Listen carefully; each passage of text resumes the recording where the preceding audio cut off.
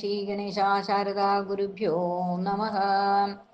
സദാശിവസമാരംഭാം വ്യാസശങ്കരമധ്യമാം അസ്മദാചാര്യപര്യന്താം വന്ദേ ഗുരുപരമ്പരാം.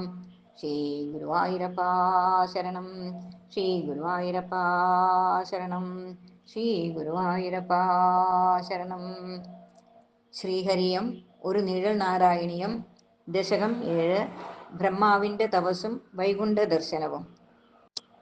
14 ലോകത്തിലും നിറഞ്ഞു നിന്നൊരാദേവൻ സത്യലോകസ്ഥാനത്തിങ്കൽ ബ്രഹ്മദേവനായി ഹിരണ്യഗർഭനെന്നൊരാ വിശ്വരൂപാ ജീവാത്മാവിൽ രജോ ഗുണം വർദ്ധിച്ചല്ലോ സൃഷ്ടി നടത്താൻ. പ്രപഞ്ച സൃഷ്ടിക്കായുള്ള ജ്ഞാനമില്ലാത്തതോ മൂലം ബ്രഹ്മദേവൻ ദുഃഖിതനായി ഇരുന്ന നേരം പ്രപഞ്ചത്തിൻ നാഥൻ തൻ്റെ വാണി അശരീരിയായി തപസ്സു ചെയ്ത ജ്ഞാനത്തെ നീക്കിയിടുക നീ.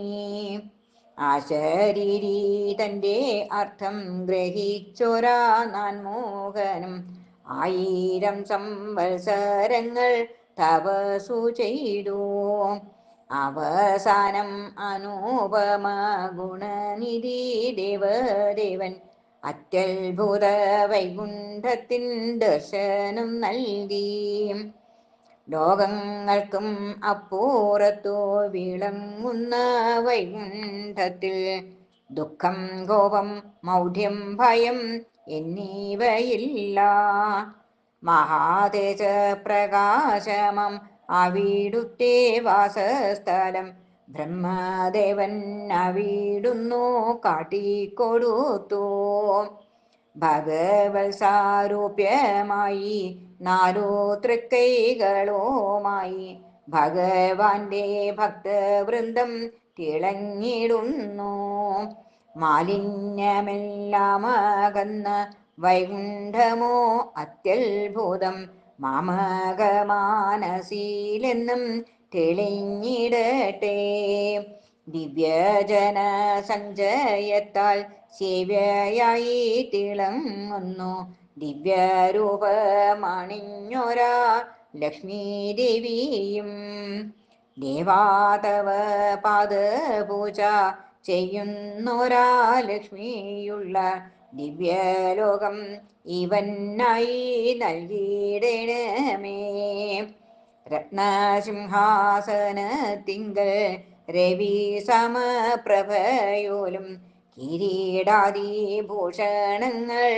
അണിഞ്ഞു മിന്നും സർവവ്യാപിയാകും ശ്രീ ഗുരുവായൂരപ്പ തവ രൂപം സർവസമയത്തുമെന്നിൽ തെളിഞ്ഞിടേണേ. കാർമേഘവും കായാമ്പൂവും തോറ്റിടുന്നു തവ രൂപം സുന്ദരമാം മന്ദഹാസം മുഖപത്മത്തിൽ. ശംഖോചക്രഗദാപത്മം ധരിച്ചൊരു സർവശക്ത ശമിപ്പിക്കൂ മാമരോഗം വാതാലയേശ. പരിശുദ്ധ പ്രേമരൂപം കണ്ട നേരം ബ്രഹ്മദേവൻ പരിഭ്രമം പൂണ്ടു വീണു നമസ്കരിച്ചു.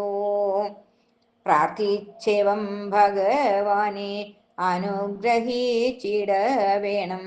പ്രഥമമാം ജ്ഞാനം എന്നിൽ പകർന്നിടണം.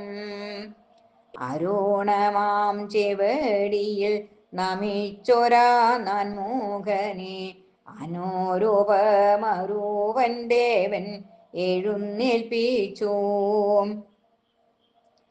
ജ്ഞാനം നൽകി സൃഷ്ടിക്കായി പ്രേരിപ്പിച്ച ഭഗവാനെ മമരോഗം മാറ്റി ശക്തി നൽകിയിടണമേ. സർവം ശ്രീകൃഷ്ണാർപ്പണമസ്തു.